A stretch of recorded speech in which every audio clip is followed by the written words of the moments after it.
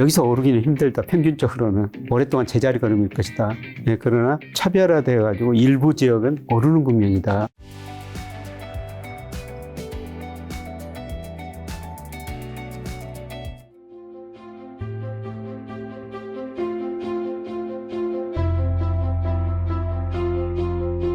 마지막 부동산을 몇 가지 여쭤보려고 하는데, 자, 이제 벌써 이제 6월이죠. 올해 1월에서 5월 수도권 부동산 집값 상황은 지금 어떻고, 사람들의 심리는 좀 어떻게 보시나요? 우선 KB 국민은행 네. 부동산 114, 그 다음에 한국부동산에서 이렇게 주택가격을 쭉 발표하는데요. 저는 시리즈가 길기 때문에 KB 국민은행 것 데이터를 보는데 아파트 가격이 전국은 떨어지고 있어요. 전국은 떨어지고 있다. 그런데 강남만 지난 3월을 저점으로 4, 5월 올랐더라고요. 강남 특히 상구죠. 그 다음에 부동산 그 심리도 좀 개선되고 있어요. 그 한국은행에서 소비자 동향 조사 결과 이런 걸 발표할 때 소비자들한테 2,500가구를 대상으로 물어보거든요. 그런데 그 부동산 심리가 1년 후에 집값이 어떻게 될 것이냐 이걸 물어보는데요. 2022년 11월에 60일이었어요. 그런데 올 그 4월 보니까 100일, 5월도 100일. 100 넘으면은 1년 후에 올라간다고 생각한 사람이 떨어진다고 생각하는 것보다 많다는 겁니다. 그래서 최근에 보면은 심리가 상당히 개선되고 있습니다. 지금 그러면 전국은 떨어지고 있고 강남 상구는 올랐다고 하셨는데 서울 전체는요? 서울 전체는 떨어졌어요. 아, 서울 전체는 좀 떨어졌네. 5월까지요. 5월까지 떨어졌는데 강남 상구만 지난 3월을 저점으로 4월, 5월 아주 좀 미세하게 올랐어요. 아직 뭐 추세적으로 크게 오른다는 게 아니고요. 근데 지수 자체는 이렇게 올랐다는 거는 개별 아파트로 보면은 아마 차이가 많이 있을 거예요. 일부 아파트는, 강남 일부 아파트는 뭐 정고점, 거기에 근접한 아파트도 있을 것 같습니다. 자, 그럼 서울 기준 부동산 거래량과 지금 매물은 좀 어떻게 되고 있나요? 4월 국토교통부 통계 보니까요. 많이 늘어나고 있습니다. 서울의 경우는 7,898호. 7,898건이죠. 그래서 3월보다 29.5% 증가했고요. 그 다음에 작년 4월에 비해서는 54.2%나 증가했습니다. 이거는 서울뿐만 아니라요.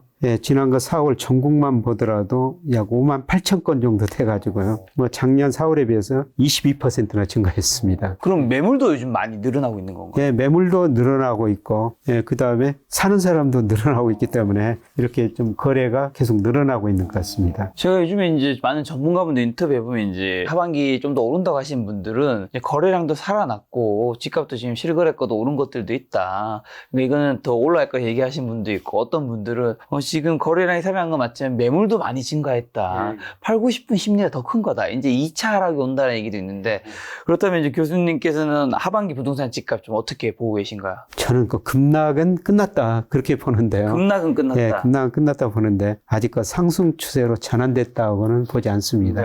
아직도 금리가 조금 떨어지고 있습니다. 높은 수준이고요. 그 다음에 가장 중요한 거는 소득이 증가하지 않고 있거든요. 우리 1분기 실질 소득이 작년 1분기에 비해서 오히려 감소했어요. 우리가 소득이 증가해야지 집도 사고 그러는데 아직도 금리가 높고 소득이 증가하지 않기 때문에 집값이 상승 추세로 전환된 건 아니다. 그러나 아까 그 강남 상구 아파트 가격이 올랐다. 저는 철저히 차별화라고 보고 있습니다. 저는 그 저성장은 차별화다 한마디로 이렇게 보고 있는데요. 예를 들어서 우리 잠재 성장률이 80년대 10% 지금 2% 안팎으로 떨어졌거든요. 우리 경제가 10%, 8% 성장할 때는 경제 규모 파이가 커지니까 모든 경제 주체, 모든 기업이 같이 성장할 수가 있었습니다. 그런데 갈수록 경제 규모 파이가 커지는 게 줄어들고 있거든요. 그걸 나눠 가져야 돼요. 그 기업도 차별화, 가계도 차별화, 집값도 차별화. 모든 게 차별화 시대라고 보고 있습니다. 우리 가계부채가 많다고 그러지만요. 작년과 한국은행 자금순환표를 보니까 우리 개인들이 금융회사에 저축한 돈이 빌려 쓴 돈보다 무려 158조나 많습니다. 작년에 우리 개인들이 금융회사에서 순저축한 돈이 158조라는 거죠. 그렇게 부자들은 돈을 많이 가지고 있다는 겁니다. 근데 그런 사람들이 어디서 살려고 그러겠어요? 그런 사람들이 사는 데는 좋은 데 살려고 하겠죠. 더 올라갈 거라는 겁니다. 그리고 평균적으로는 우리가 소득 증가세가 둔화되고, 그 다음에 요새 그 인구 문제 많이 이야기되고 있습니다만은, 뭐 인구 자체도 줄어들고 있고, 특히 가구 수가 좀 남았습니다만, 서울의 경우는 2029년이 정점이라는 겁니다. 통계청 추계에 따르면. 그래서 평균적으로는 저는 여기서 오르기는 힘들다. 평균적으로는 오랫동안 제자리 걸음일 것이다.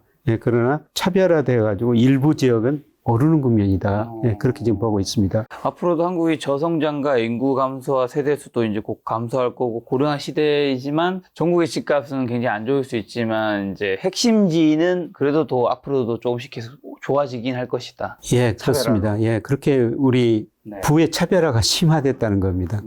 지금 부동산 PF 문제는 여전히 좀 위험이 남아있나요? 어떻게 되나요? 남아있죠. 정부에서 1차 대책 마련해가지고 일부 구조조정하겠다, 살릴 걸 사기겠다. 그런 다음에 지금과 새마을금고 같은 데서 저축은행 같은 데는 굉장히 어렵지 않습니까? 예, 그런데 일부 그 건전한 은행 자금을 좀 투입하겠다. 예, 그게 1차 안이었는데요. 그것 가지고 해결이 안 되는 것 같습니다.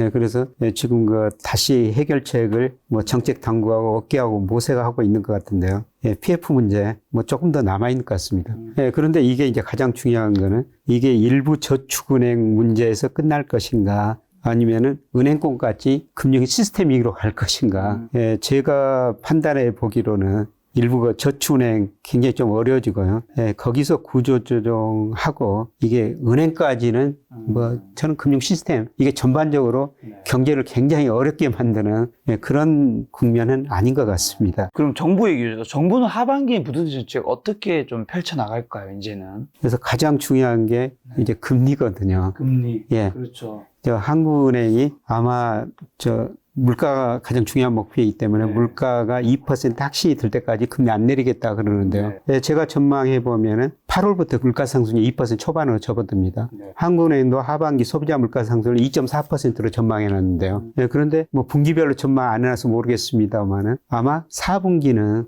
2% 초반대로 한국은행도 전망하고 있는 것 같습니다. 그러면 이제 금리 내리겠죠. 금리 내리면은 나중에는 그 소득이 집값에 영향을 미치지만 초기에는 금리가 집값을 영향을 가장 크게 많이 주거든요. 그래서 한국은행이 금리 내리고 시장 금리 떨어지면 또 집값이 반등을 할 거예요. 뭐 정부 입장에서는 집값의 경착륙도 싫어하지만 여기서 올라가는 건 더 싫어할 것 같습니다. 네, 그래서 뭐 DSR, 차등 DSR 뭐 그런 거 지금 이야기가 나오지 않습니까?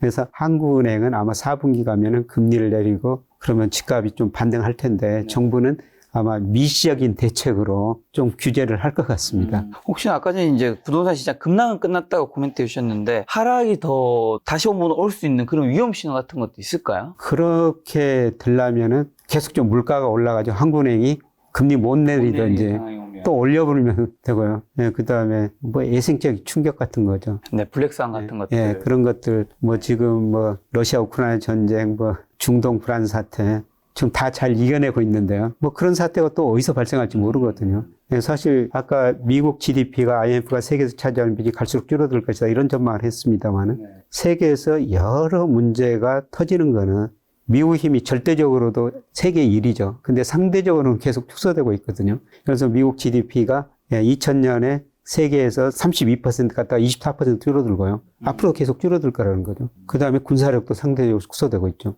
그래서 2002년에 미국이 이라크에서 별 소득 없이 나왔고요. 그 다음에 시리아에서 나왔고 최근에 아프가니스탄에서 나왔지 않습니까? 그러니까 전 세계가 보기에 미국이 과거처럼 힘이 없구나. 그래서 저는 러시아 우크라이나 전쟁을 했고 그 다음에 하마스, 이스라엘, 뭐 이란 이런 문제가 계속 발생한다고 보고 있거든요. 그래서 미국의 힘이 상대적으로 축소되는 과정에서 세계 경제가 굉장히 불안할 거라고 보고 있어요. 가장 이제 불안해지는 거는 혹시라도 시진핑이 잘못 판단해가지고 대만을 공격한 거죠. 그렇게 되면은 우리 경제에 엄청난 충격일 수밖에 없습니다. 그런 상황이 온다면은 뭐 자산 가격 전망이 불가능하죠. 그렇죠. 어떤 분들은 이제 공급이 부족하다 보니까 그런 것들이 쌓여서 25년, 6년에는 집값 강하게 좀 반등하는 계기가 되지 않을까 싶다고 하는데 어떻게 보시나요? 예, 뭐 수급 측면에서는 뭐 그런 전망을 할 수가 있을 것 같습니다. 뭐 인허가 착공 같은 걸 보면요. 2022년이 정점이었고 뭐 작년 올해 많이 줄어들었거든요. 예, 이런 의미에서 보면 인허가 착공이 줄어든다는 거는 앞으로 내년, 내후년까지 중공 물량이 상대적으로 줄어든다는 거죠. 예, 그런데 그 이전에는 그 2000년, 2022년까지는 인허가 착공이 많이 늘어나가지고 올해 지금 중공 물량이 많이 늘어나가지고 집값 안정이 크게 기여하고 있거든요. 예, 그런데 이런 게 축소되면은 아마 수급 측에서 좀 불안할 것 같습니다. 예, 그런데 최근에 보니까요, 국토교통부 통계에 보니까 착공 물량은 올 1, 4월 보니까 89,000호로 예, 작년 1, 4월 6만 9천 호보다 좀 늘어나고 있더라고요. 뭐 올해 착공하면은 내후년 그 다음에 집이가 안공된다는 네, 거예요. 한 3년 정도. 예. 그런데 이런 측면에서 수급이 좀 불안한데요. 그런데 미분양 주택이 지금도 너무 많아요. 예, 지난 4월 통계 보니까 7만 2천 호 정도 되거든요. 전국에. 예, 전국이. 그래서 6만 5천 호까지 줄어들다가 한때 작년 10월에 5만 8천 호까지 줄어들었어요. 근데 다시 그 7만 2천 호까지 늘어났거든요. 이게 해소돼야지 집값이 오른다는 겁니다. 이게 해소를 되려면 시간이 좀 걸릴 것 같고요. 물론 이것도 그 지역별로 다른데, 예, 그런데 지금 그 미분양 많은 데가 대구죠. 9,600. 그 다음에 부산 4,600. 그 다음에 최근에 보니까 경기, 인천이 많이 늘어나고 있더라고요. 뭐 서울은 936호로 별로 많지는 않습니다. 최근에 보니까 서울 주변 인천, 경기가 많이 늘어나고 있다는 겁니다. 그래서 미분양이 이렇게 많이 늘어나고 있기 때문에 이게 어느 정도 해소돼야지 집값이 오를 수가 있다는 겁니다. 자, 그럼 부동산 정리하는 질문으로 지금 무주택자와 1주택자 분들은 좀 수도권에 계신 분이라면 좀 어떻게 해야 될까요? 가장 대답하기 힘든 문제죠. 사실 제 제자들도 이제 좋은 직장 들어가지고 결혼한다고 저한테 줄에서 달라 오면서 집 언제 사야 되냐고 물어보거든요. 예, 그래서 참 대답하기 곤란한 문제인데요.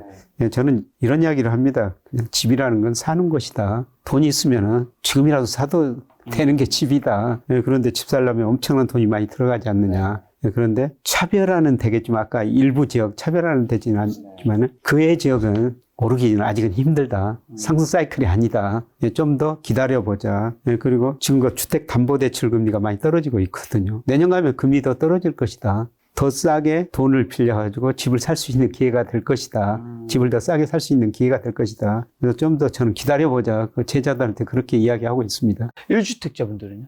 1주택자는 저는 집이 투자수단은 아니라고 생각하고 있거든요, 지금은. 뭐, 강남 같은데, 아까 집값이 차별해서 오른다고 말씀드렸습니다만, 집값 엄청 비쌉니다. 1주택자들이 자기가 사는 집에 강남 집을 살 수 있는 여력이 저는 얼마나 되시는지는 잘 모르겠습니다만, 그냥 1주택자는 그냥 집이라는 거 사는 것이다. 그냥 사시는 게 좋을 것 같습니다. 뭐 갈아타기라든가 이런 거는. 갈아타기는 할 필요는 있죠. 예, 차별화되니까요. 예, 이렇게 집값이 낮고 안정된 수준일 때, 더 좋은 곳으로. 더 좋은 곳으로 갈아타기는 좀 바람직스러운 것 같습니다. 네. 자, 그럼 마지막으로 이제 6월이랑 3분기 주식 투자 뭐 꼭 확인해야 될 핵심 포인트랑 개인분들 좀 어떻게 대응해야 할지 투자 조언 한마디만 마지막에 주신다면요. 예, 저는 앞으로 물가가 가장 중요하다. 예, 그거는 물가가 금리를 결정하기 때문이다. 근데 물가 상승률 8월 가면은 우리나라는 2% 초반으로 떨어지고 그 후에 한국은 이거 금리를 인하할 것이다. 예, 그러면은 우리 경제는 올해가 확장 국면에 들어섰고 물가 상승률이 낮아지면 금리가 낮아지면은 주가가 오를 수밖에 없습니다.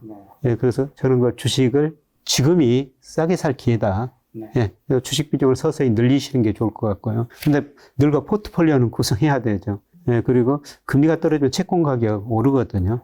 그래서 지금은 예, 저는 은행예금 뭐 가지고 있던 거 줄이고 주식이나 채권 비중 늘리시는 시기라고 보고 있습니다. 네, 교수님의 인사이트 가득한 인터뷰는 또 지금이 6월이니까 9월 달에 이제 4분기 시간 준비하면서 한번 또 다른 시간 만들어 보도록 하겠습니다. 오늘 만난 손님은 김영혁 교수님이었습니다. 지금까지 소중한 시간 함께 해주셔서 정말 감사합니다. 오늘도 김 작가였습니다. 고생 많으셨습니다. 네, 고맙습니다.